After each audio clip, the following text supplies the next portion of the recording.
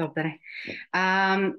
Tento webinár je vlastne súčasťou série webinárov v rámci kurzu pamäťového vzdelávania. Súčasťou kurzu budú ešte ďalšie 3 webináre. Ten najbližší bude v decembri, bude sa venovať téme propagandy v minulosti a dnes a hostiť ho budú historička Michala Luončíková a novinár Vladimír Šnidl. Ďalší nás potom čaká v januári s filozofkou Terezou Arndt. A ten posledný bude v marci a bude sa týkať občianskeho aktivizmu. Tam pozvanie prijali učiteľ Adam Herceg a rómsky aktivista Marian Piskor. Takže toto je to, na čo sa môžete tešiť. Zároveň bude súčasťou kurzu aj prezenčný tréning. Možno ešte také upozornenie pre tých, ktorí sa prihlasovali vlastne do tohto kurzu pamäťového vzdelávania. My sme trochu zmenili štruktúru toho kurzu, čiže z tej pôvodnej štruktúry nám zostali tie webináre a prezenčný tréning, ktorý bude totožný obsahom. Urobíme ho 2-krát. Prvý urobíme vo februári budúci rok a ten bude v Košiciach a druhý bude v apríli v Bratislave. Budeme zverejňovať samozrejme prihlasovanie niekedy, predpokladám, že na konci tohto roku, aby ste mali dosť času sa prihlásiť. Prečo sme sa rozhodli vlastne urobiť to 2-krát vlastne s totožným obsahom? Chceli sme hlavne vyhovieť vlastne všetkým učiteľom a učiteľkám, nielen teda z rôznych kútov Slovenska, ale aj z Českej republiky, aby mali možnosť sa prihlásiť vlastne v čase a v lokalite, ktorá im bude najviac vyhovovať. Takže veríme, že ak budete mať záujem, tak sa vám podarí sa zúčastniť buď jedného alebo druhého. Tieto aktivity, vlastne celý tento kurz môžeme realizovať vďaka projektu Erasmus+. A prečo sú tu aj českí učitelia, alebo teda moravskí učitelia a učiteľky, z čoho sa veľmi, veľmi tešíme, tak je vlastne dôsledkom toho, že našim projektovým partnerom je Filozofická fakulta Univerzity Karlovej v Prahe. Takže sme veľmi radi, že sme mohli urobiť takýto spoločný československý projekt. A ja by som možno ešte sa trošku pristavila pri tom pojme pamäťového vzdelávania. To je pojem, ktorý nie je ešte úplne etablovaný v slovenskom prostredí a predpokladám, že ani v tom českom. My sami sme tento pojem vlastne prebrali z anglického slova Remembrance Education, a aj cieľom vlastne tohto kurzu a série tých webinárov je to taký náš pokus vlastne tento pojem možno, že sa mu trošku viac venovať, trošku sa zamýšľať nad tým, že čo vlastne pre nás znamená, čo sú jeho prínosy, ako ho vnímame v tých rôznych prostrediach. Čiže sami budeme veľmi radi, keď možno, že nám poviete na konci aj počas tej diskusie, že ako tento pojem vnímate, či ste sa s ním už niekedy stretli, čo pre nás znamená a čomu sa my vlastne v nadácii už dlhé roky venujeme. Vnímame to tak, že vlastne toto pamäťové vzdelávanie je o tom, aby sme vlastne tie témy minulosti nielen si na ne spomínali, ale ich aj reflektovali ich s ohľadom na súčasnosť, na súčasné problémy a aby sme tým vlastne pomáhali upozorňovať na problémy, ktoré v súčasnej spoločnosti stále pretrvávajú, ako je napríklad diskriminácia, rasizmus, antisemitizmus a tak ďalej. A tým by som možno, že aj trošku už premostila k Monike, ktorá bude predovšetkým hovoriť vlastne o období socializmu, bude sa trošku zamýšľať nad tým vlastne, aké toto obdobie bolo. Monika je etnologička, venuje sa vlastne metóde oral history, takže aj o tomto budeme trošku rozprávať, o samotnej tej metóde, čo znamená, akým spôsobom sa aplikuje. A potom budeme veľa rozprávať aj o tom praktickom využití, čiže ako môžeme prakticky možno, že to, čo Monika vyskúma v rámci svojho výskumu, tak aplikovať vo vyučovacom procese. Čiže moja prvá otázka na teba, Monika, by bola, že ako ty možno vnímaš ten pojem pamäťové vzdelávanie a čo pre teba vlastne znamená? Dobrý večer všetkým, pozdravujem vás aj známe tváre spred, nebudem datovať koľkých rokov a veľmi sa teším a tých, ktorých nepoznám, teším sa, že sme sa práve stretli aspoň takouto formou. Čo sa týka pamäťového vzdelávania, ja v podstate, keď sa predstavujem teraz, momentálne už som iba akademička, ale dlhé roky som pôsobila či už v nadácii Milana Šimečka alebo v dokumentačnom stredisku holokaustu a vzdelávacie programy boli mojou pracovnou náplňou. A v súčasnosti sa predstavujem, že čo je moje výskumné pole. Moje výskumné pole je pamäť a politiky spomínania na isté historické obdobia v našej krajine. A pamäťové vzdelávanie je pre mňa tým pádom nástroj, ako napríklad vedecké výskumy možno aplikovať do vzdelávacieho procesu, ako možno využiť ten potenciál, ktorý tu je. Zároveň vnímam ten pojem trochu ako nejakú v súčasnosti náhradu medzigeneračnej komunikácie, ktorá už v rodinách nie je až tak frekventovaná. Tie vzťahy sa rozvoľňujú, je iný životný, iné tempo a tak ďalej. A vlastne názory mladej generácie na minulosť zásadným spôsobom ovplyvňujú iné inštitúcie alebo média a nie je to vždy rodina a tá debata v rodine. Takže pre mňa to prináša vlastne tieto dve konotácie a ešte pamäťové vzdelávanie určite prináša nie len fakty, ale aj emóciu a prináša uvažovanie o diverzite v spoločnosti, o rôznorodosti spomienok, ktoré sa komunikujú v spoločnosti a tým pádom stojí aj pred výzvou, že akým spôsobom vlastne o tej minulosti hovoriť, cez aké možno prízmy, cez aké otázky a tak, aby sme dosiahli vlastne to, čo je našim cieľom, kriticky reflektovať našu minulosť, historickú skúsenosť a pozerať sa na súčasnú spoločnosť, akým spôsobom sa pouča, nepouča, akým spôsobom tú skúsenosť zakomponováva do súčasného trebárs diskurzu a všeobecného verejnej debaty. Hej. Neviem, či mám začať už, alebo máš ešte nejakú otázku? Nie. Myslím, že si zodpovedala úplne obsiahlo. Ja som si len tak zapísala, že ako o minulosti hovoriť, že to je vlastne to, čo ty robíš veľa v rámci svojho výskumu, že vlastne počúvaš ľudí, ktorí o tej minulosti hovoria. A je to veľmi špecifické vlastne, ale tá metóda oral history má svoje isté špecifika. Áno, určite budem o tom hovoriť. Ja teda som si pripravila PowerPoint, ktorý nie je žiadny úchvatný ani strhujúci. Sú to vlastne pevné body, aby som sama sebe neušla počas rozprávania. Zároveň je to také moje uvažovanie o tej problematike. Prvá časť je skôr takým možno, že teoretickejšia, s nejakými pojmami, ktoré by som chcela rozklúčovať alebo o nich hovoriť. A potom by som hovorila o samotnom výskume touto metódou, čo to znamená, ako sa vyvíjal vlastne aj názor na túto metódu vo vedeckom prostredí. A potom posledná časť by bola venovaná vlastne aplikácii tejto metodológie do vzdelávacieho procesu. Takže ja teraz budem zdieľať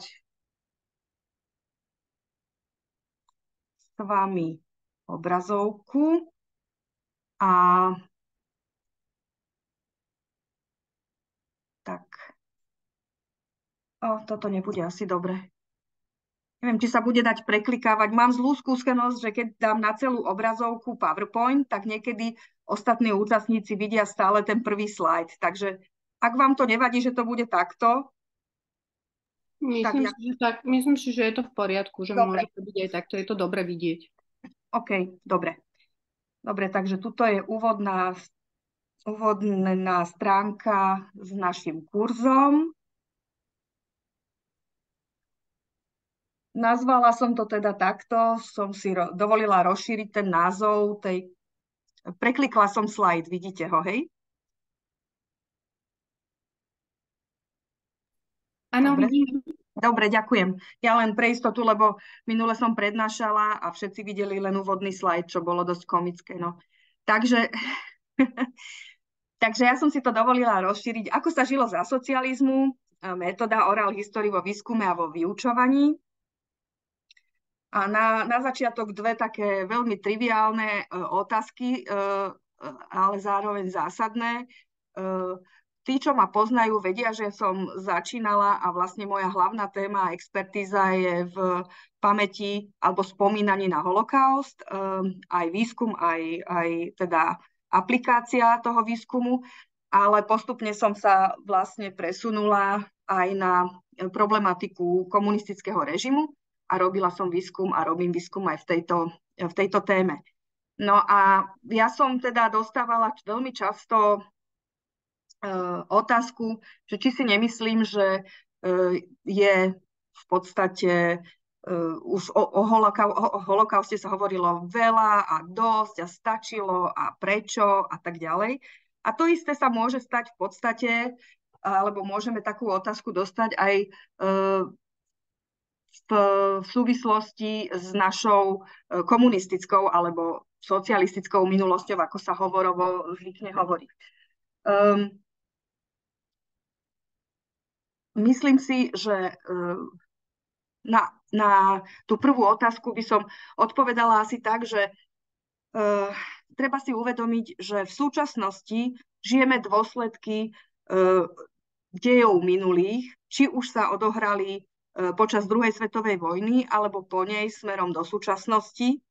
Takže či o holokauste, o druhej svetovej vojne alebo o komunistickom režime a jeho prejavoch a etapách je potrebné hovoriť, pretože my žijeme dôsledky týchto období a možno týmto je potrebné navnadiť mladých ľudí na to, aby sa zaujímali o tú minulosť, že by mohli porozumieť viacej súčasnosti a možno si uvedomiť, že aha, toto je dôsledok, ja neviem, znárodnenia. Toto je dôsledok takého a takého procesu. Môže to byť podľa mňa užitočné prepojenie. No a ako učiť, to je otázka, ak sa hovorí za milión. Ja teda už teraz veľmi málo učím a nie som ani didaktička, ani metodologička pedagogická, takže myslím si, že každý pedagóg, ktorý rozmýšľa o svojom predmete, ako ho učiť, tak okrem sumy poznatkov, ktoré má v hlave ako odborník na tú problematiku, tak zároveň je tam veľmi dôležitý ten ľudský faktor, tá komunikačná zložka, poznanie svojich žiakov, zároveň reflektovanie spoločnosti okolo. Čiže ako učiť? Určite kompetentne, odborne, ale s ľudským pochopením a zároveň s veľkou občianskou gurážou. To je asi moja odpoveď na tú otázku. Nechcem vám ako odborníkom, určite je medzi vami veľa dejepisárov, ale aj noskárov alebo iných učiteľov a učiteľiek s inými aprobáciami. Len keď sa zamýšľame nad tým, že obdobie socializmu idem učiť, tak je tam veľmi dôležité si uvedomiť, že to obdobie socializmu je vlastne taký hovorový názov, že ten socializmus síce bol v neskoršom období od 60. rokov v názve aj štátneho útvaru, v ktorého súčasťou sme boli, ale že je to vlastne dosť dlhé obdobie, ktoré malo rôzne fázy a teda aj rôzne charakteristiky a rôzny dopad na spoločnosť. To, že sa tie doktríny a tie idei komunistické implementovali do každodenného života tej spoločnosti. Veľmi dobrý nástroj, podľa môjho názoru, je hovoriť o veľkých dejinných obdobiach cez príbehy ľudí, cez individuálne osudy. Samozrejme s tým, že tam logika tej faktografie, súvislosti, kontext v rámci celej doby, nielen na našom území, je potrebné nejakým spôsobom tiež komunikovať.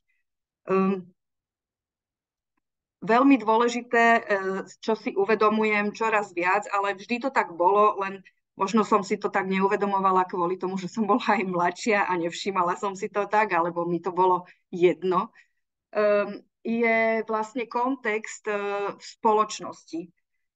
Uvedomujem si, že učiteľ, ktorý príde do triedy, v podstate stojí tvárou tvár 30-40 žiakom, veľmi heterogénnej skupine v zmysle sociálnom, vedomostnom, ale aj vo všetkých ostatných charakteristikách a upútať všetkých pozornosť, vtiahnuť ich do toho, čo im chcem povedať, je veľmi problematické alebo náročné, nie problematické. Každopádne je veľmi dôležité povedať v súvislosti s učením o období vlády komunistov jeden fakt, že naša spoločnosť neprijala ešte spoločné reflektovanie tohto obdobia, ktoré by zobrala za svoje, alebo ak ho aj nejakým spôsobom máme zadefinované, nemyslím teraz na tej akademickej rovine, ale myslím na tej spoločensko-politickej, hej, tak nie sme dôslední a práve toto obdobie sa často zvykne spájať s rôznymi sentimentmi, s rôznymi dezinterpretáciami, ktoré súvisia s pamäťou a spomínaním, takže budem o tom hovoriť ďalej, lebo vlastne si treba uvedomiť, že spomínanie jednotlivca ovplyvňuje jeho identita a zažitá skúsenosť a tým pádom on spomína na to, čo si chcel zapamätať a chce ďalej šíriť. Je to veľmi jednoduché, len to treba mať proste na pamäti, keď sa pracuje aj treba s už zachytenými rozhovormi alebo naratívmi. Čiže podľa môjho názoru veľký naratív o období vlády komunistického režimu u nás nie je dostatočne konzistentný alebo konzistentne komunikovaný v spoločnosti, či už v tej každodennej, alebo aj v médiách. A napriek tomu, že napríklad máme pamäťovú inštitúciu, ktorá vznikla s cieľom skúmať nedemokratické režimy, ktorými si Slovensko prešlo v 20. storočí, teda ľudácky slovenský štát a obdobie vlády komunistickej strany, tak tiež v podstate často kreujú, alebo sú zamerané ich výskumy tohto pracoviska, tohto inštitútu na isté vybrané skupiny, ktoré nereprezentujú celú spoločnosť a ani nereprezentujú celú skúsenosť z tohto obdobia. Chcem tým povedať, že zameranie napríklad UPN je hlavne na prenasledované skupiny dizidentov. Na Slovensku ich až toľko nebolo, respektíve bol katolícky disent, na ten sa orientujú. Potom na perzekvované skupiny v súvislosti napríklad s kolektivizáciou a potom sa venujú štruktúram režimu, hej? To znamená, či už silovým zložkám štátnej bezpečnosti, alebo ústrednému výboru Komunistickej strany Slovenska a jeho nižším a aj tým výborom alebo tým organizáciám na nižšej úrovni.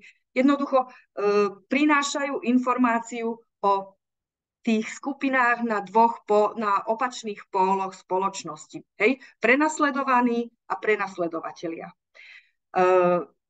Ale zostáva tam ešte veľký priestor a veľká časť ľudí, ktorí sa neidentifikujú z nejakého dôvodu so žiadnym z týchto na 100%, hej, treba povedať, zo žiadneho z týchto skupín a máme tu vlastne ľudí, ktorých ako keby sme nevedeli osloviť. A to práve z tohto prostredia môžu prichádzať tie sentimentálne spomienky na to, že žil som si svoj život, to ma zaujímalo, aby sme mali doma dostatok a nestaral som sa o politiku. Hej, takéto úplne klišé. A no potom som musel urobiť niečo, čo odo mňa chceli tí hore. Hej, takéto indiferentné spomienky, ktoré my potrebujeme nejakým spôsobom rozuzliť alebo rozkódovať, prečo ten človek takýmto spôsobom spomína. Trochu som ale ušla, samozrejme. Ešte som chcela spomenúť jednu inštitúciu a to je Múzeum obetí komunizmu v Košiciach. Je to paradoxné, ale v niektorých postkomunistických krajinách doteraz nevznikli múzea tohto historického obdobia, venované teda komunistickému obdobiu, ktoré by boli štátne. A tak je to aj na Slovensku.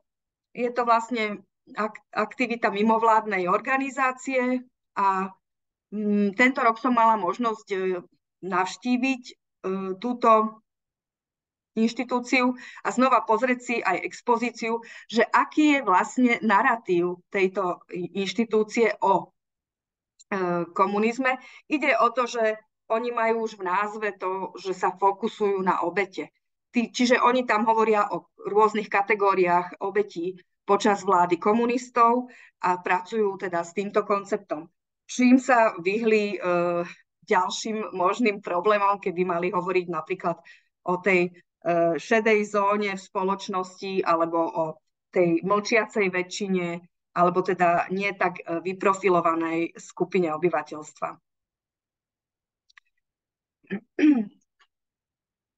Ako som hovorila, ja verím v silu a zmysel príbehu a myslím si, že je vhodný pre komunikáciu s mladými ľuďmi o minulosti.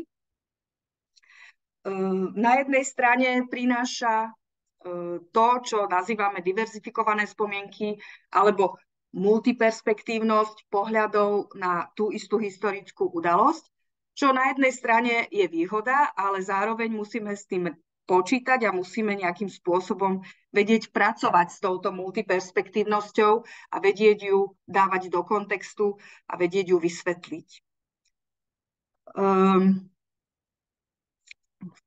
Úskalím používania príbehov, ktoré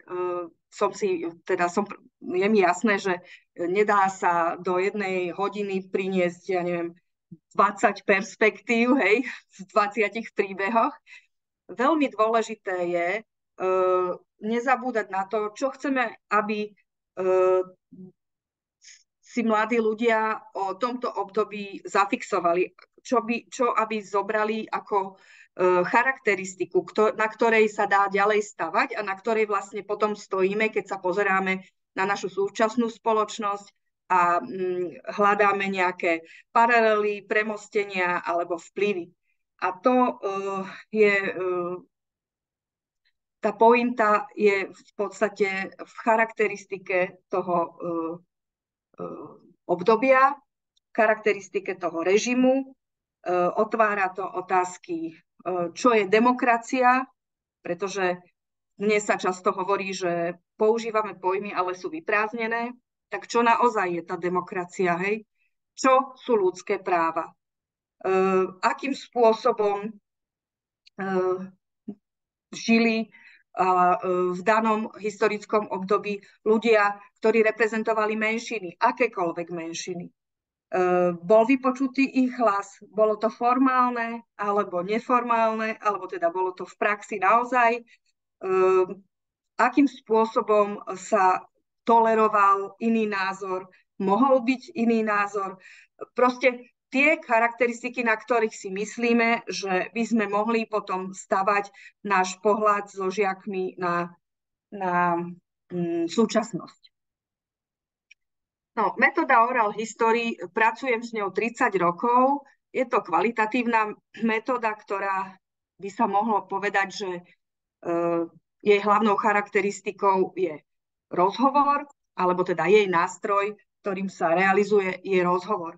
Zvyknem hovoriť, že nie každý rozhovor je oral history, lebo dnes sa už dozvieme, že nejaký novinár urobil oral history, ale vlastne urobil jeden rozhovor s jedným človekom a takto to nazval.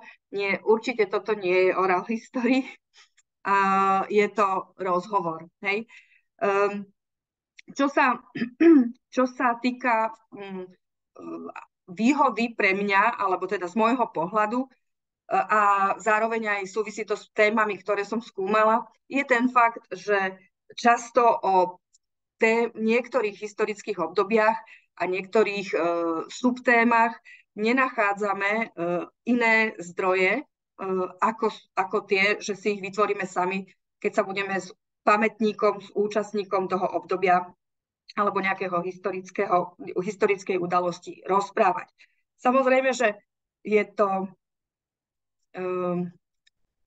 je dôležité si uvedomiť, čo vlastne ten rozhovor reprezentuje. Hej? Reprezentuje spomienku, ktorá je za každým trochu iná. Keby sme robili rozhovor s človekom, tým istým človekom o tej istej téme niekoľkokrát za sebou, robila som také rozhovory, vždy je ten rozhovor trošku iný a odlišuje sa v nejakých nuansoch, v nejakých nových témach, ktoré ten človek otvára.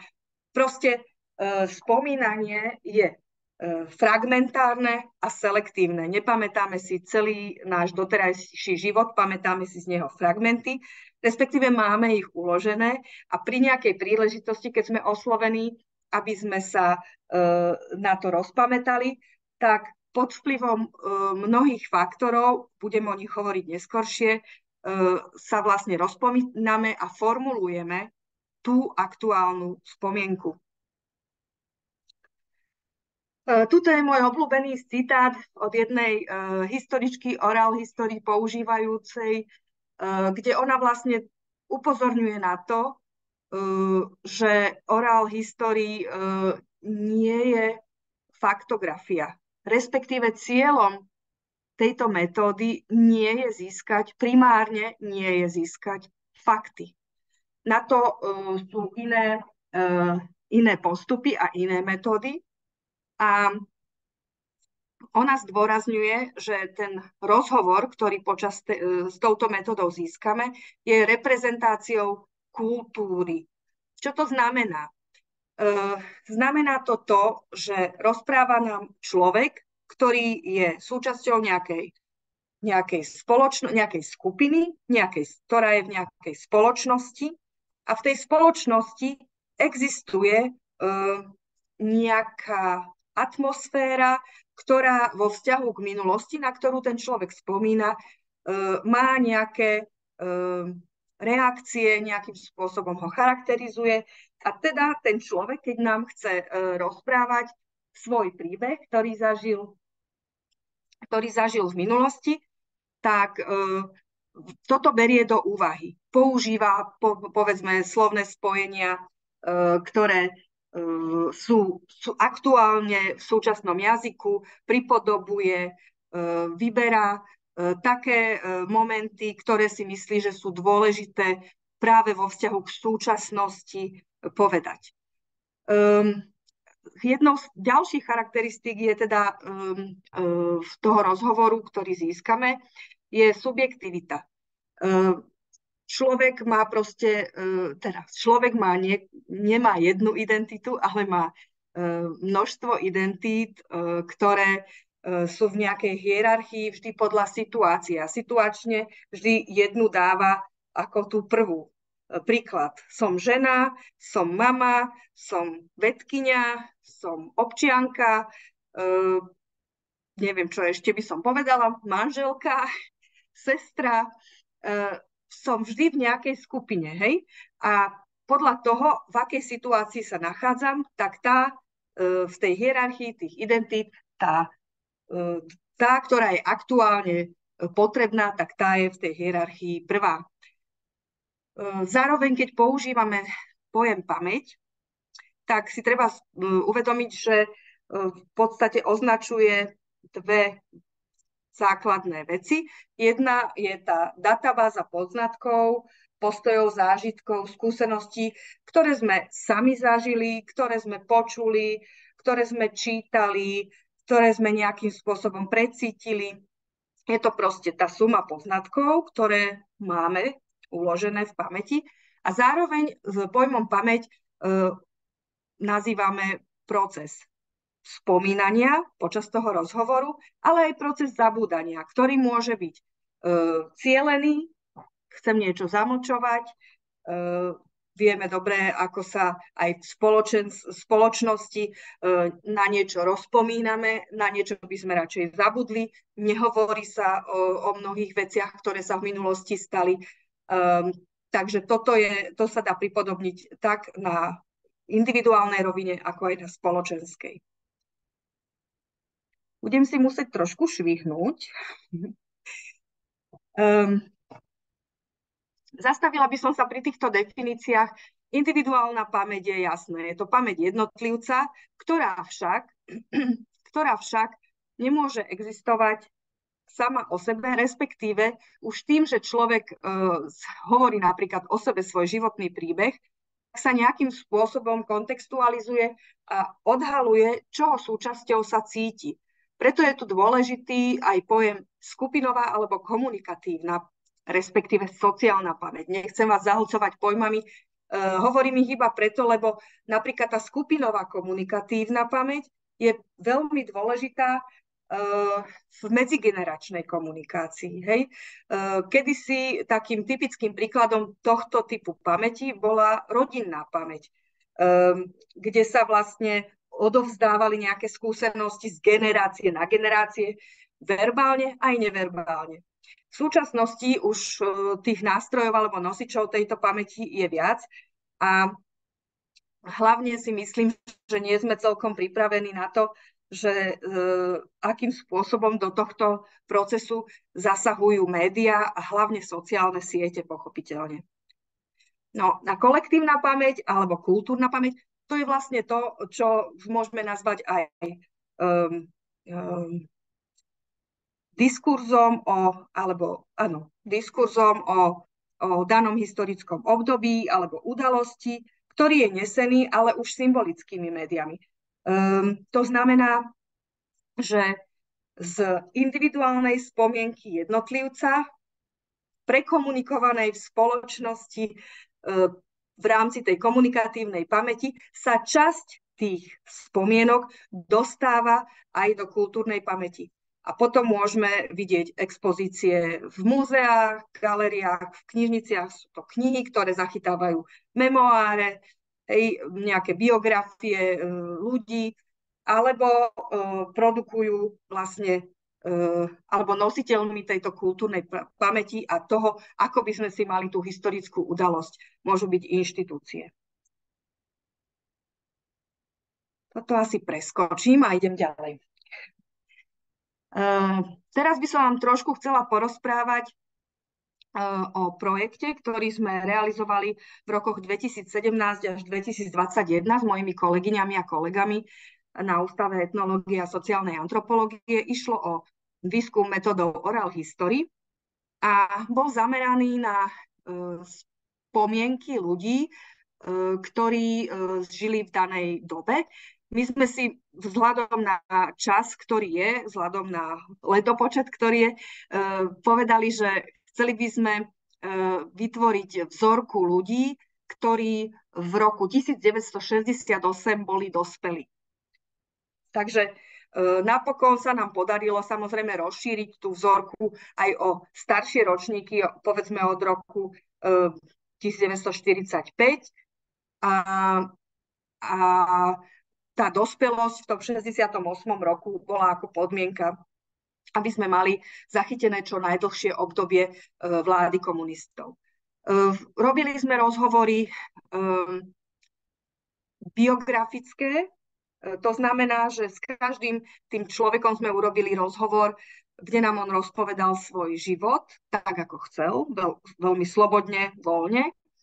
A následné rozhovory boli potom na témy, ktoré sme identifikovali v tom biografickom naratíve ako špecifické, ako také, na ktoré je náš respondent alebo respondentka, tak povediac, odborník.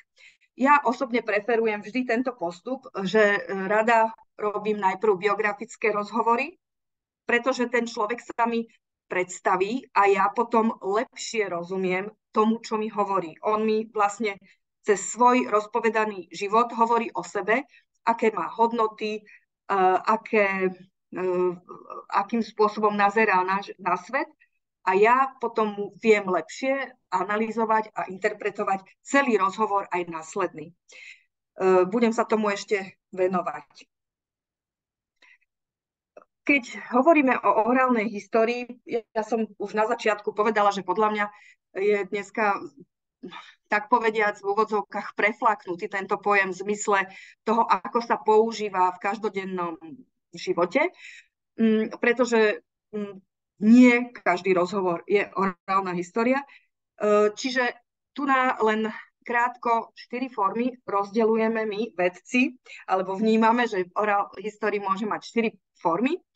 Prvá je vôbec ten pôvodný rozhovor s respondentom, s respondentkou, a to môže byť teda ten biografický alebo rozhovor cielený na nejakú jednu udalosť alebo obdobie.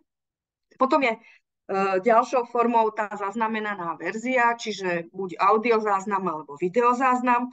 Potom písomný prepis, ktorý je veľmi dobré, keď sa pracuje na hodinách histórie, tak je veľmi dobré ho mať aj zeditovaný v zmysle tom, že dám vedľa seba pamäť, tú spomienku a historické fakty.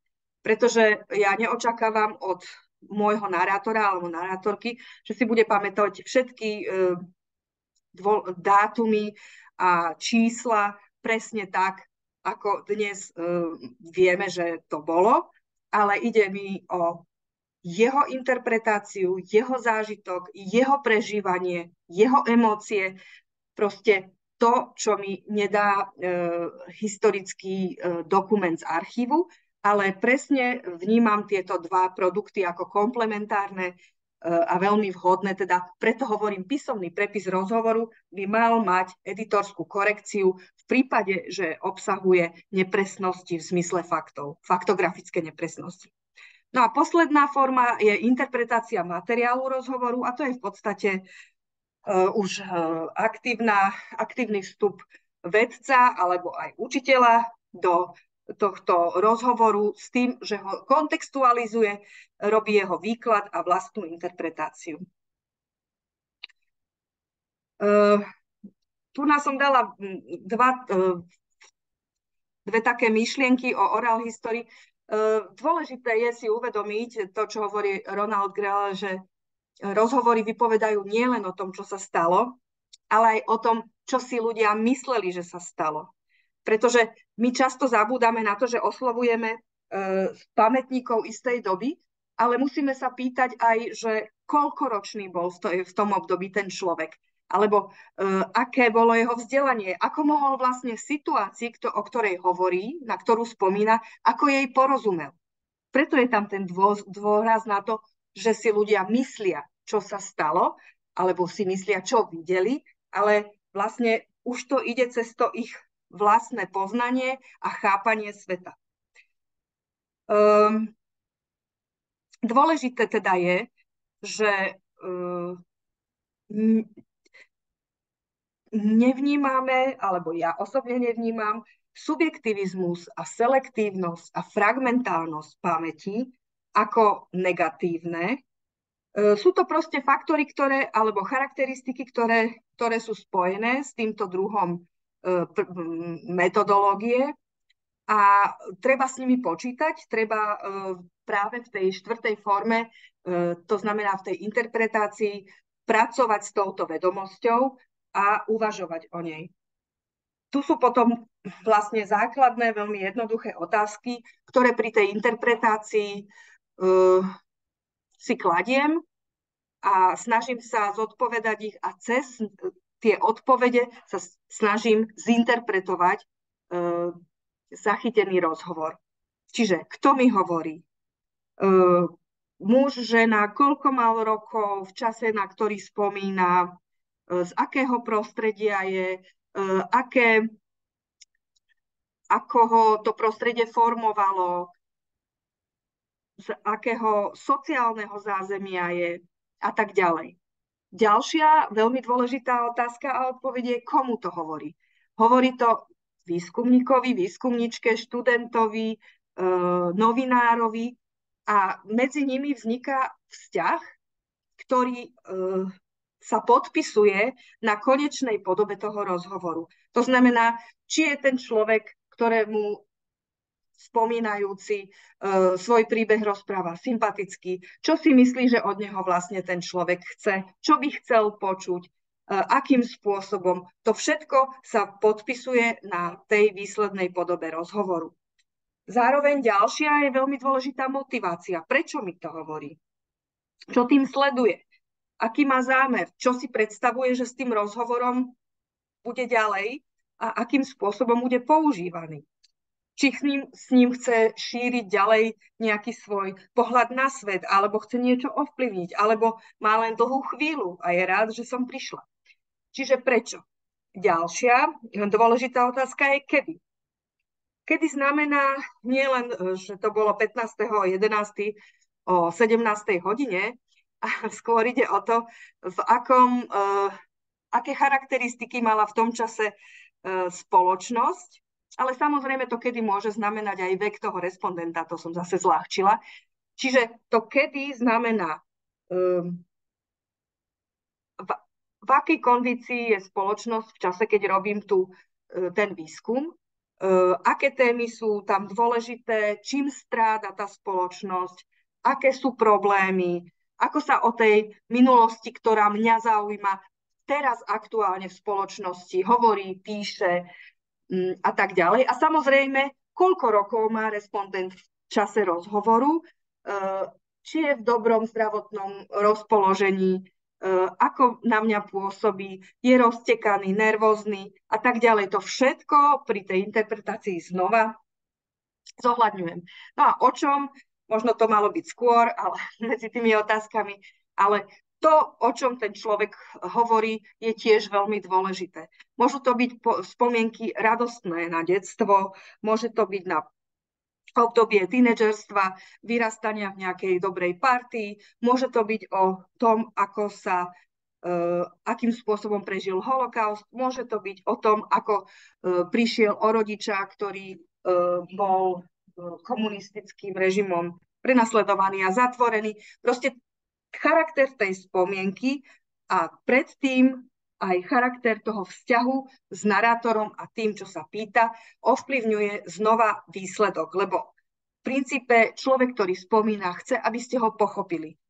Takže volí slová, ktoré si myslí, že im budete rozumieť, bojí sa. Základná vec a obava, myslím si, že všetkých spomínajúcich je, že nepoužijú tie správne slová a nebudú pochopení. No, a teraz vlastne som sa dostala už k poslednej časti a to je, ešte možno, že by som toto preskočila a povedala, že čo ponúka, aké výsledky ten projekt Súčasné obrazy socializmu, tak má svoju vlastnú stránku, volá sa obrazysocializmu.net a tam si môžete nájsť vzorové hodiny, ktoré stoja na fragmentoch oral history rozhovorov, biografických rozhovorov s našimi partnermi a partnerkami vo výskume. Vznikli tieto učebné texty alebo návrhy, ako by tá hodina mohla vyzerať. Vznikli v spolupráci s učiteľmi, ktorých mi sprostredkovala nadácia Milana Šimečku. Takže vlastne vaši kolegovia sa podielali na vzniku týchto učebných listov. A ak by mal niekto z vás veľa času, čo nepochybujem, že žiaden učiteľ nemá, ale keby náhodou ste boli zvedaví, robili sme v roku 2020 v čase úplne najostrejšieho covidu online konferenciu medzinárodnú a je tam link na záznam na YouTube. Bola to trojdňová konferencia, kde ľudia, kolegovia a kolegyne vlastne z celej Európy zo všetkých možných strán obracajú tému komunistických režimov v ich krajinách a venujú sa ako otázkam histórie, tak aj otázkam pamäti a hlavne tomu, akým spôsobom súčasné spoločnosti európske, ktoré prešli touto skúsenosťou, túto skúsenosť reflektujú, ako o tej minulosti svojej komunistickej hovoria. No a na záver toto berte v podstate ako antré do tej poslednej debatnej časti, kde by sme sa mohli spoločne, neviem, po prestávke to bude asi, Kristína, že? Budeš robiť prestávku? Myslím si, že asi nebude Dobre. treba, že môžeme rovno vhupsnúť do tej diskusie. Dobre, v poriadku. Obávam sa, že som vás zahotela mojim teoretizovaním, tak sa vopred ospravedlňujem za to, že som sa nechala uniesť. Zároveň verím, že v tej diskusii budem možno praktickejšia a že budem saturovať vaše otázky, zvedavosti a poznámky. No a ja som vlastne uvažovala o tom, že by sme sa mohli porozprávať o tom, že akým spôsobom a či používate oral history pri vyučovaní, aké máte s tým skúsenosti, ako žiaci reagujú, akým spôsobom o tom uvažujú, či vlastne takýto nástroj alebo to fakt, že použijete takýto rozhovor, akceleruje debatu a akým spôsobom. Potom by som chcela vedieť, alebo som teda zvedavá, či v rámci projektového vzdelávania alebo takých tých samostatných prác vaši žiaci vytvárajú aj vlastné rozhovory a ako ich na to pripravujete.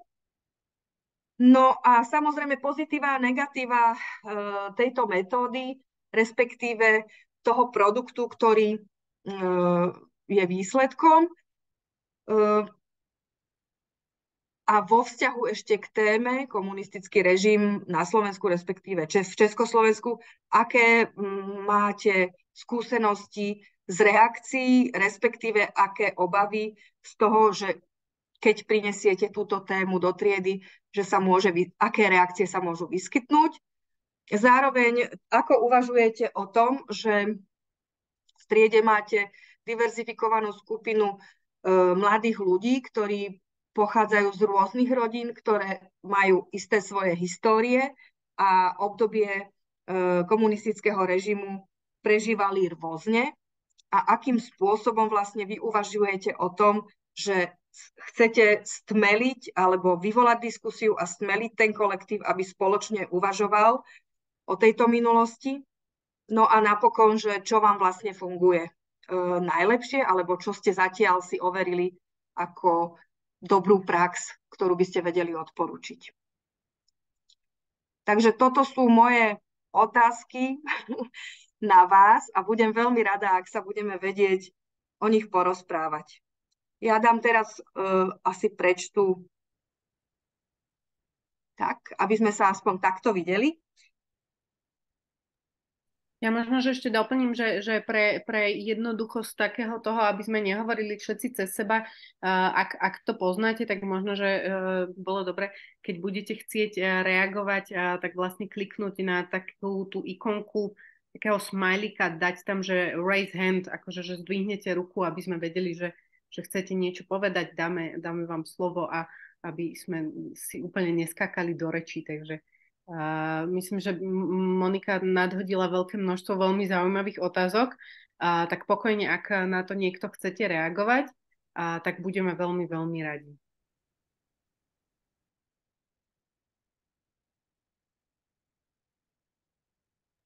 Prípadne ešte ak máte takú možnosť, že si zapnúť aj kameru, rozumiem, že nie vždy je to možné, ale vždy je to také príjemné, že sa aj navzájom vidíme aspoň počas tej diskusie. Takže pokojne, ak chcete. Alebo možno, že základná otázka by mohla byť, ako učíte o období komunizmu na Slovensku? Učíte? A ešte doplním, že na Slovensku a v Čechách a na Morave, keďže Pardon, áno, máme. No. sú tu kolegovia. Jasné, v Československu bývalom. Hlásil sa Marek Mariov. Nech sa páči. Musíš si odmiutnúť. Už mám. Počujete ma? Áno. Áno, učíme, len je to také obdobie, že je to učivo, teda ja učím na gymnáziu 3. ročníka a musím povedať, že niekedy málo kedy sa k tomu obdobiu dostaneme tak podrobne, že väčšinou len tak preletíme, ale učíme. Ja mám teraz maturantov z dejepisu, tak som aj využil tú orál históriu, že som pozval na hodinu, na seminár 2 vyučovacie hodiny, to bolo minulý týždeň, bývalého grécko-katolického kňaza, ktorého otec bol v 50. rokoch, teda, a celá rodina bola perzekuovaná po akcii P. A rozprával on vlastne svoj životný príbeh. On sa síce narodil v roku 1950, čiže presne v tom roku, ale jeho otec už bol tajne vysvetený ešte biskupom Gojdičom, ktorý už bol vtedy v podstate, bol ešte v Prešove na biskupstve, ale už bol pod dohľadom štátnej bezpečnosti a nebolo možné sa k nemu dostať, tak on rozprával svoj teda príbeh otca, ale aj jeho starý otec bol perzekuovaný ako grécko-katolícky kňaz, lebo oni odmietli teda prijať pravoslávie a nechceli teda prestúpiť do pravoslávnej cirkvi, tak bolo to veľmi zaujímavé. Ja a kolegyňa sme plakali a štvali, lebo veľmi pozitívne.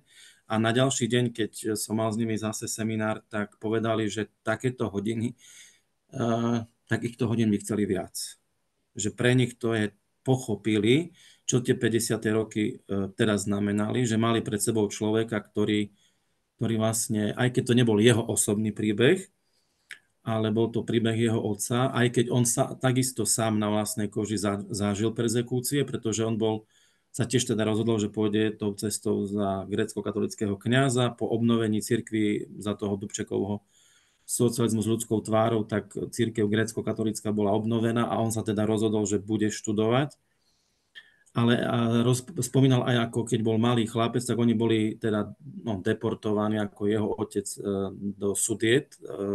Dali ich do oblasti, odkiaľ odsunuli Nemcov a tam teda dali celú ich rodinu a on vlastne chodil, už som zabudol to mestečko, ktoré on hovoril, bolo to na severe, v Sudetoch, a tam vlastne chodil na základnú školu, teda do českej základnej školy, no a potom už keď sa tak trošku to uvoľnilo, tak sa vrátili späť na Slovensko, ale no jasné, že otec nemohol teda pôsobiť ako kňaz. Ale bolo to veľmi, veľmi zaujímavé a ten človek, ktorý volá sa pán Chanát, tak to z neho išla taká charizma a takým veľmi, tým, že aj kňaz, tak on aj takú duchovné posolstvo mal, lebo sa ho žiaci pýtali, že či ešte žije niekto z ľudí, ktorí proste ich prenasledovali. Tak áno, že dokonca aj v kontakte s bývalým náčelníkom, teda proste členom EŠTB, ktorý ho teda sledoval a návštevoval a sem tam aj hlásil, že má nejaké provokatívne kázne a tak ďalej, ale že sú veľmi dobrí priatelia a povedal takú myšlienku, že v každej dobe sa našli aj ľudia, ktorí síce boli na tej druhej strane, ale neprestali byť ľuďmi, že aj medzi tými komunistami sa našli určití ľudia, ktorí hovorili taký príbeh, že jeden hovorí, ale ja vás musím udať a ja to nechcem urobiť, ale ja vás musím udať. Dobre, tak ma udajte až o 3 dni, ktorý už budem na Morave. Čiže také to bolo pre nás veľmi, veľmi dobré, pôsobivé, pútavé a teda študenti veľa vecí pochopili, keď teda mali tam človeka, ktorý na vlastnej koži niečo také zažil. Lebo keď sa ich aj spýtam, že čo hovoria na to obdobie ich starí rodičia, tak jednoznačne, že pozitívne. Bola robota, no čože sme necestovali a kde nás bolo treba. Hej, a to, že sme mali banány, barazov, no a čo. Alebo každý mal prácu, Chodili sme z družstva do jaskyň, kade, tade a každý sa mal dobre a nikto nebol chudobný. Že väčšinou proste také odpovede dostávam, že proste také pozitíva na to obdobie. Ale tým, že on im predstavil tie 50. roky, tak trošku sa im ten obzor, nie, že tak oni to vedeli už aj zo základnej školy, ale bolo to dobré aj pre nás učiteľov, aj pre nich, že máme takú pozitívnu čerstvú skúsenosť s tým. Ďakujem, to je výborný príklad. Dve veci ma pritom napadli. Prvá je, že tá perspektíva toho osobného zážitku, alebo teda ten vklad toho osobného zážitku človeka, ktorý prežil tú dobu, je proste, nedá sa nahradiť ničím. Ten zážitok, stretnutie s ním a rozprávanie sa s ním. A ďalšia vec, že my zvykneme paušálne, alebo teda zvykne sa v bežnej reči paušálne hovoriť, za socializmu bolo dobre, hej, ale že vlastne na ktoré obdobie toho režimu spomíname, že tie 50. roky tam, ja snáď si nemyslím si, že snáď existovala, okrem teda tých silových zložiek a ľudí, ktorí boli naozaj presvedčení a verili nesmierne, že existuje skupina medzi obyvateľmi, ktorá by pozitívne hodnotila, lebo tam vlastne sa veľmi cielene išlo po nepriateľoch, hej, triednych. No tento triedny boj a prenasledovanie ľudí cez túto kategóriu, to sa vlastne dotýkalo takmer všetkých spoločností. Čiže áno, treba rozlišovať aj tie obdobia, ktoré ten režim mal, však je to veľmi dôležité, lebo aj tam tie podmienky pre život, aj spôsob prenasledovania a dôsledky pre tých, ktorí s režimom nesúhlasili alebo boli mu nejakým spôsobom nepohodlní, tak boli v inej kvalite a inej intenzite. Ďakujem, to bolo dobre, Marek. Nech sa páči, prosím, pýtajte sa. Prípadne, keď nechcete odpovedať na moje otázky, pýtajte sa ma.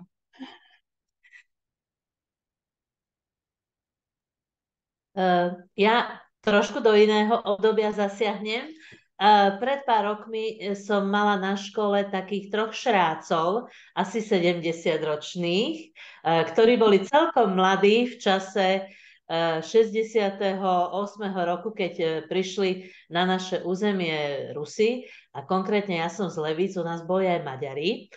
A títo páni so šedinami teda na svojej hlave si spomínali na to obdobie toho konca 60. rokov a rozprávali, že aké záškodnícke, okrem iného teda, aké záškodnícke činnosti robili na tých nepriateľských autách a akým spôsobom sa snažili teda o to, aby zasiahli do tej situácie. A skutočne okrem teda iných faktov, ktoré tam systematicky rozprávali a teda priblížili tým mladým, čo sa dialo, tak bolo to aj také vtipné. Ale chcem povedať, že tieto naše deti majú málo zážitkov v škole a toto skutočne je perfektné pre nich, že ako keby na vlastnej koži si to takým preneseným spôsobom prežívali a bolo to veľmi dobré. A čo robím každý rok a zajtra to budem robiť tiež, keďže 17. nejdeme do školy. A mám ja môjho bývalého šéfa zo súkromnej jazykovej školy, razantne mladšieho ako ja. Keď bol gymnazista, tak šéfoval našemu levickému mládežníckemu hnutiu revolučnému. A teda každý rok si ho pozývam na besedu a tiež takáto informácia z prvej ruky je nezaplatiteľná, keď teda taký vodca mládeže vie porozprávať z vlastnej skúsenosti, ako recyklostylovali všelijaké dokumenty, ako ich šírili, a to si táto mládež ani nevie predstaviť a tiež to je taký veľký zážitok. Tak už dneska sa teším na to, čo bude zajtra. Ďakujem, Zuzana. Áno, tak ten 68. rok a 89. rok sú také, zvykne sa hovoriť, že body zlomu, hoci už to vieme, že to až tak neplatí, ale k tomu viazané spomienky sú, teda chcem povedať, neplatí to preto, lebo to nebol jeden bod, jeden dátum, hej, ale že tá situácia zrela a potom zase odznievala. Ale áno, ide o to, že či mi napadlo teraz vlastne v oboch prípadoch, že či potom sa vraciate v nejakej debate so študentami k tej téme a že či vidíte, že okrem toho, že mali ten zážitok priamo v triede, že či si hľadajú potom aj sami nejaké informácie. Marek spomínal, že sa teda pýtal, že čo hovoria vaši v rodine na toto obdobie, že či máte potom pocit, že takýto zážitok ich vlastne nejakým spôsobom vybudí k hľadaniu si nejakých ďalších informácií alebo premýšľaniu o tom. No, to je otázka asi ťažká.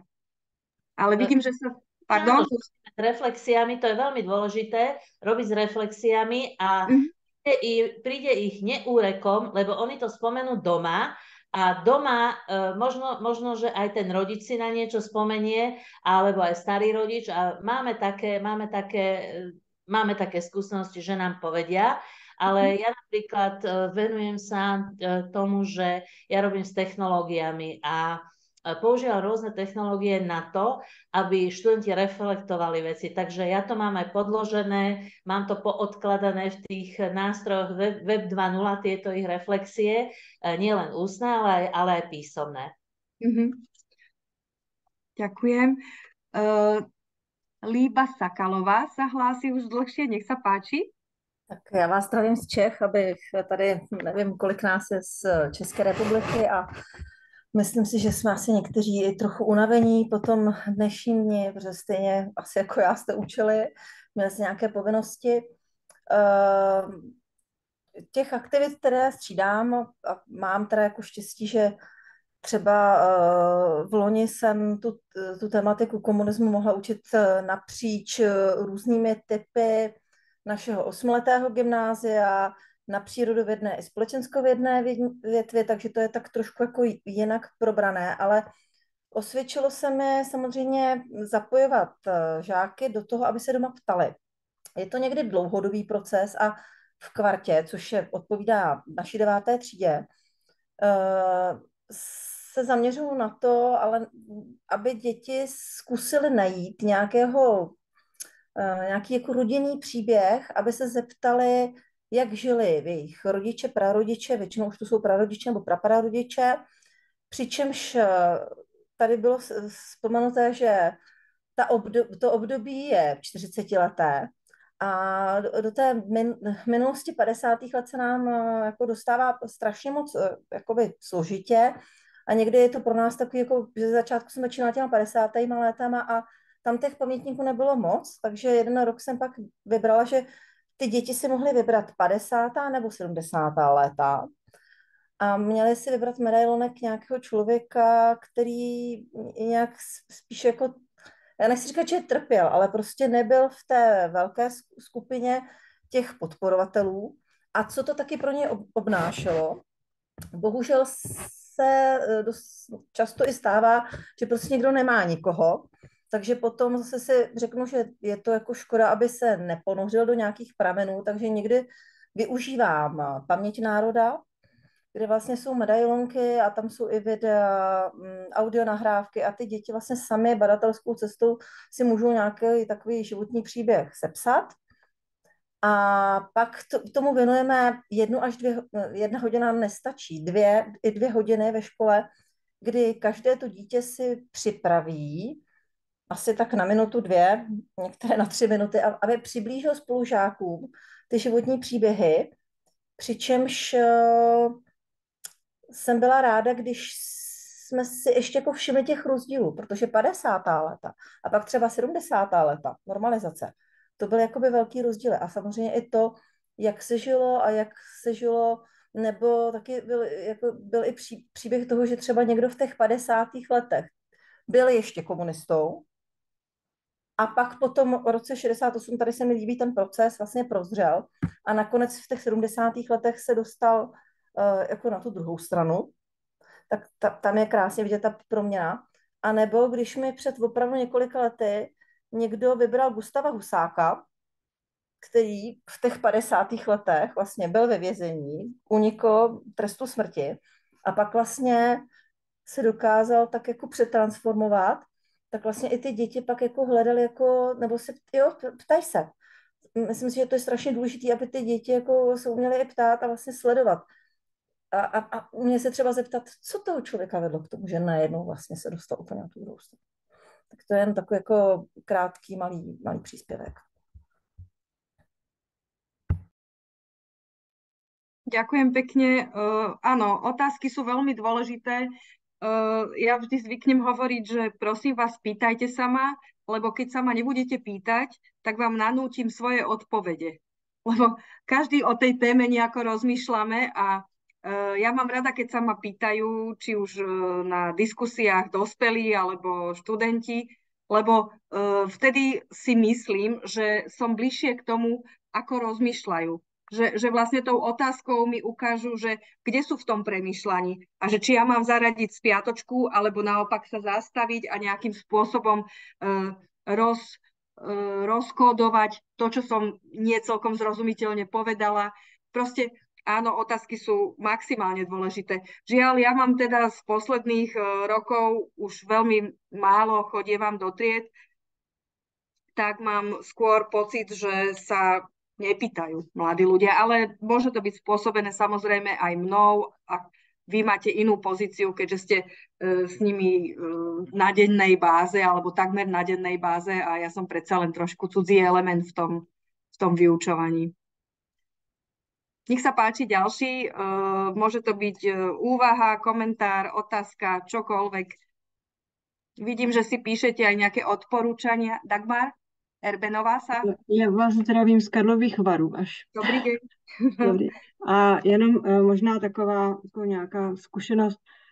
Velice mě se hodně jako zadařilo vracet příběhy, které natočí sami děti. Já pracuji jako koordinátor paměti národa a didaktik a v rámci příběhu našich sousedů za těch 10 let už je natočeno strašně moc jakoby audioreportáží, stejně metodických jakoby věcí a mně se jako učiteli na gymnáziu hodně oplatilo to, že vlastně ten vrstevnický pohled, který oni jsou schopní nějakým způsobem zaznamenat, tak se vrací zpátky do výuky, takže vlastně formou těch metodických vlastně našich sešitů se zase vlastně na různá témata se vlastně ty příběhy těch pamětníků vrací a jsou jakoby srozumitelnější pro ty děti v tom, že i když se pracuje s chybou a s určitou deformací samozřejmě, protože jsou to dětské příběhy, tak vlastně zase ta role toho učitele, respektive třeba i toho didaktika, hraje tam roli v tom, že může pracovat s chybou, což je jedna podle mě z nejdůležitějších jakoby metod, která se ve škole dá nějakým způsobem praktikovat. Takže i tato role, kdy oni sami natáčí, vytváří reportáže a ty reportáže se nám vrací zpátky do výuky. A nejenom do výuky vlastně žáků, ale zároveň vlastně i učitelů vlastně v rámci metodických seminářů, tak funguje jako velmi, velmi dobře. Velmi dobře a má to i tím, že se oni vlastně učí už ty děti tou dokumentaristickou metodou pracovat a vlastně zase mají zprostředkovaný jakoby nějaký ty informace skrze vlastně ty svý vrstevníky. Tak kromě toho, že se jakoby vychovává další generace dokumentaristů po případě, tak zároveň je to jiný než vědecký nebo můj vlastně přístup, protože na to koukají děti a dokážou vlastně komparovat tyhle záležitosti. Takže i tohleto možná taková nějaká jako moje zkušenost tím, že to funguje i s tím, když nemusí být profík, ale stačí, když je to poučený žák, s kterým se dá hrozně moc dobře pracovat. Ja keď ešte môžem, mne sa osvedčilo aj to v škole, že sme určité udalosti dramatizovali, že vlastne som napísal nejaký taký krátúčky scenár, alebo na základe tej orálnej histórie sme napísali nejaké scénky a žiaci v podstate to zahrali a tak mohli ako keby trošku na vlastnej koži sa dostať do toho príbehu. Viem, že naposledy sme robili 17. teda november, alebo teda pred aj to, čo sa dialo pred 17. novembrom. Som mi vysvetlil, toto boli pionieri, iskričky a takú hodinu sme si urobili retro. Oni boli oblečení v pionierských rovnošatách, mali šatky červené. Kol hrdla im žiarili Aj sme si zaspievali pesničku Kolhrdla nám ako plamen žiaria, pionierské šatky červené. No a potom tam v tej triede bola akože jedna rebelka, ktorá si zabudla, alebo teda neobliekla si tú uniformu a skrze to som teda chcel žiakom ukázať, že ako to v tej škole aj niekedy bolo, že proste tá uniformovanosť a univerzálnosť a všetci jedným smerom. Aj sme robili taký retro 1. máj. A máme takú úsmevnú príhodu, že sme použili bustu Klementa Gottwalda a tú bustu som mal ešte v kabinete odloženú a prišiel rodič na pohovor, lebo nebol na rodičovskom a ja som tú bustu nestihol ešte odložiť, tak on furt kúkal na skriňu hore, že ja mu hovorím, že viete, to nebojte sa, ja nie som komunista, to mám tam len preto, lebo sme mali predtým takú jednu aktivitu, lebo furt kúkal hore na tú skriňu, že prečo mám za sebou Klementa Gottwalda. Takže bolo to aj také úsmevné, ale ozaj tá zážitkovosť je tiež taká niekedy dôležitá. A ďakujem veľmi pekne, že som sa mohol dneska zapojiť aj za mnohé inšpiratívne teda podnety, aj nevedel som o tej stránke obrazy z socializmu, takže ďakujem aj za to, že to budeme môcť využívať vo svojej praxi. No, som rada.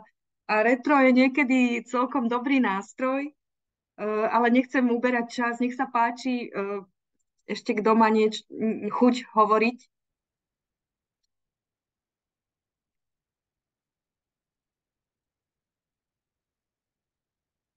Ja možno, že len doplním, že z chatu, že zdieľala jedna účastníčka vlastne tip na hru Mosty do minulosti, s ktorou teda ona pracuje. Je tam aj link, ak by ste si to chceli pozrieť. Ja veľmi túto hru nepoznám, takže prípadne možno, že ak by ste to vedeli, ak to niekto poznáte, využívate a viete o tom možno povedať trošku viac aj ostatným. Máte možnosť.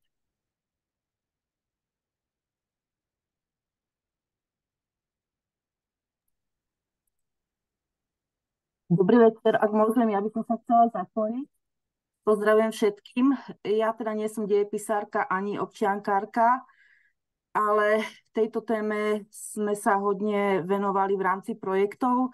Vďaka projektu Študenti po stopách totality od Šimečkovcov, čo bohužiaľ teda už teraz nie je, ale v podstate vždy sa skúmalo nejaké obdobie toho totalitného režimu a vždy z toho bol výstup.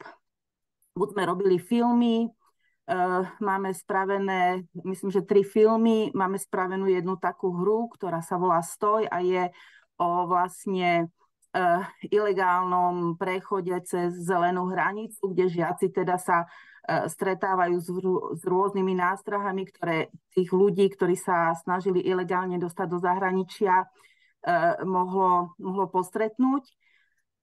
A posledným výstupom nášho projektu bola vlastne taká miestnosť, taká izba komunizmu, by som to nazvala, kde sme vlastne zdokumentovali všetky tie obdobia komunistického režimu. Žiaci podonášali z domu rôzne veci, ktoré mali, takže to bolo veľmi zaujímavé a vlastne sami takým rovesnickým vzdelávaním my sme vždy k tomu ešte zostrihali z rôznych dokumentárnych filmov, hodne nám, myslím, fetiše socializmu pomohli a vlastne vždy žiaci prekladali ten svoj výklad aj takými teda filmovými ukážkami.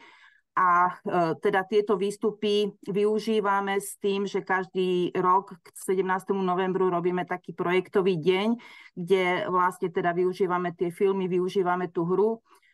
Tú miestnosť bohužiaľ sme museli zlikvidovať kvôli teda tomu, že si naše vedenie zmyslelo, že tam bude iná odborná učebňa, tak to sme asi iba 2 roky využívali, ale sa nám tam vystriedali okrem žiakov školy aj deti zo základnej školy, takže vlastne to bolo také rovesnícke vzdelávanie a toto sa nám teda veľmi osvedčilo.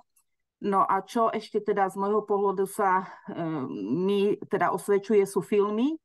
Keď sú nejaké také hodiny, že sa dajú použiť filmy, tak s tým pracujeme a potom teda rozoberáme ten film, tú spätnú väzbu a zrovna na zajtra máme občiansky preukaz nachystaný, tak sa teda na to veľmi teším. Ďakujem veľmi pekne, pani Janka Andrisová. Aspoň takto vás vidím, aj keď nie naživo. A chcem sa veľmi pekne poďakovať, lebo pani Andrisová je práve jedna z tých učiteľov a učiteľiek, ktorí robili s našimi rozhovormi obrazy socializmu a pripravili vlastne tie vzdelávacie materiály. Takže aspoň takto sa vám chcem ešte raz poďakovať a ja som chcela len na margo ešte tých filmov a filmových spracovaní toho obdobia. Niekedy mám pocit, že samozrejme občiansky preukaz, áno, veľmi, akože to je film, ktorý je vlastne veľmi dobrý. Každopádne aj Pelíšky alebo iné filmy, Učiteľka, zachytávajúce toto obdobie, sú vhodné. Dôležité je, dôležité je upozorniť na to, že napriek tomu, že sú tam humorné situácie, lebo v živote sú, samozrejme, že to nie je proste komédia, ale treba vysvetliť aj tú druhú stránku toho prežívania. Najviac ma dostalo, keď som na platforme Netflix našla medzi komédiami zaradený film Učiteľka. To ma celkom teda zrútilo, lebo si nemyslím, že je to nejaká veľká komédia, hoci teda áno, môžu byť tie postavy niektoré smiešné niekomu, ale že som si uvedomila, že to môže byť tiež generačný pohľad, hej, že jednak Netflix nie je slovenský, hej, alebo teda možno, že nevedeli, o čom ten film vôbec je, a pozreli si nejakú ukážku, ale každopádne ma to teda zarazilo, že pre mňa to teda určite nie je komédia. Keď sa páči, ešte máme čas, chvíľočku, ak ešte nie ste úplne unavení, znavení, podielte sa o svoje dobré praxe alebo skúsenosti. Alebo ak máte otázku.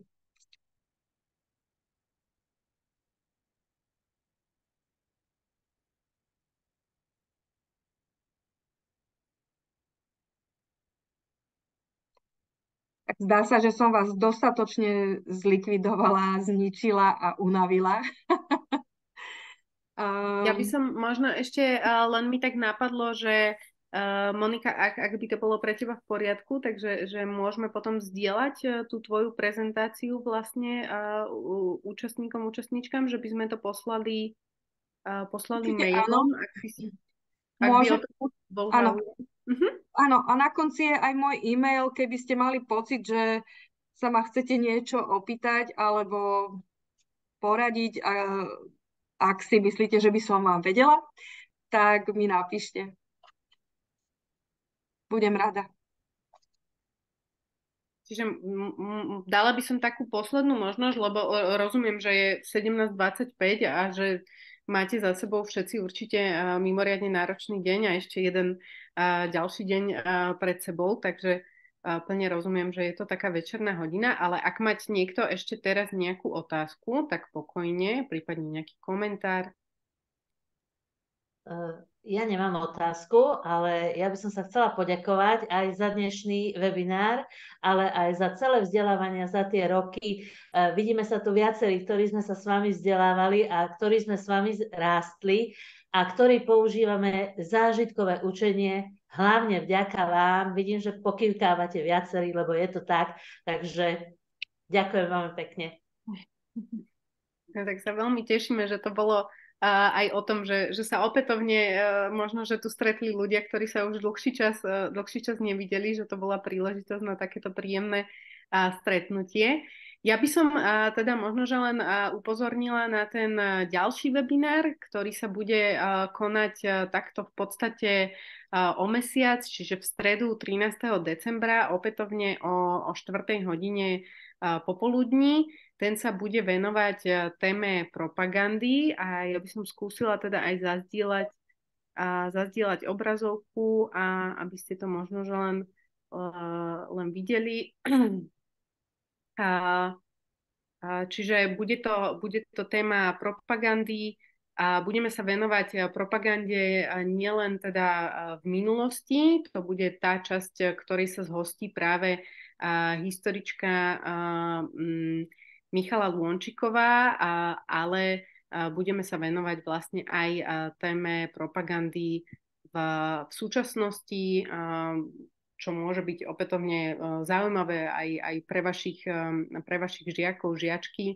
A túto vlastne tému si zobral pod seba novinár Vladimír Šnídl z denníka N, ktorý aj chodí vlastne prednášať na školy, takže ten sa bude venovať vlastne tej súčasnej stránke.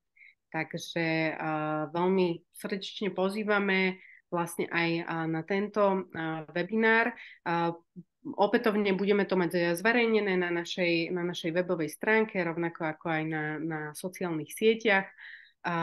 Čiže keď budete sledovať vlastne tie naše sociálne siete, tak prostredníctvom toho sa dostanete k linku na tento ďalší Zoom. A zároveň teda predpokladám, že naozaj v priebehu toho decembra, na konci decembra, prípadne na začiatku januára budeme spúšťať aj prihlasovanie na tie prezenčné tréningy. Prvý bude teda vo februári v Košiciach a druhý bude v apríli v Bratislave. Predpokladáme, že na obidva bude kapacita takých tých 20-25 ľudí. Dobre, o tom vlastne tie detailnejšie informácie budeme zverejňovať v rámci tej výzvy na prihlasovanie. Ja by som to možno zjednodušila, keď budeme posielať materiály z tohto webinára, tak ja by som vám tam zároveň pripla asi aj link na ten ďalší webinár, aby ste teda nemuseli znovu opätovne absolvovať prihlasovanie v decembri. Čiže budete tam to mať v hromádke všetko pekne. A potom samozrejme pred tým samotným webinárom decembrovým sa opäť pripomenieme, lebo teda sme ľudia a máme tu veľa a častokrát zabudíme. A navyše to bude už decembrové obdobie, čas zháňania darčekov. Takže asi to budeme potrebovať trošku si pripomenúť. Dobre, ďakujem vám veľmi, veľmi pekne za vašu pozornú účasť, aj teda za diskusiu, ktorá sa tu potom trošku rozprudila, za zdieľanie vašich skúseností. Ďakujem veľmi pekne Monike, že si našla čas a zdieľala s nami vlastne výsledky svojho výskumu, alebo teda výskumu viacerých pracovníčok a teda aj nejaké tipy o tom, čo to vlastne je metóda oral history. Ďakujem, Monika, veľmi. Rada som s vami bola, dúfam, že to bolo aspoň trošku pre vás užitočné a nie až moc teoretické. Ak si to teraz spätne v hlave prehrávam, tak možno to nebolo až také úžasne praktické. Niekedy trocha teórie nezaškodí. Tak si odpuste, už som dlhšie iba v akadémii a vidíte, aké to má následky. Ale viem aj prakticky rozmýšľať. Keď budete mať nejaké otázky, nech sa páči, na konci tej PowerPointovej prezentácie môj e-mail. Rada budem užitočná. Tí, ktorí ma poznajú, vedia, že väčšiu radosť nemám, ako keď môžem pomôcť. Takže nech sa páči. Pozdravujem ešte Moniku Mojtovú, ktorú som si teraz všimla a prajem vám príjemný večer. Oddychnite si trošku, milé učiteľky a učitelia. Pekný večer, k tomu sa pripájame aj my, takže pekný večer a dúfam, že sa uvidíme na budúce na budúcom webinári. Ďakujem ešte raz veľmi pekne. Pekný večer, majte sa, dovidenia. Ďakujeme, pekný večer, dovidenia.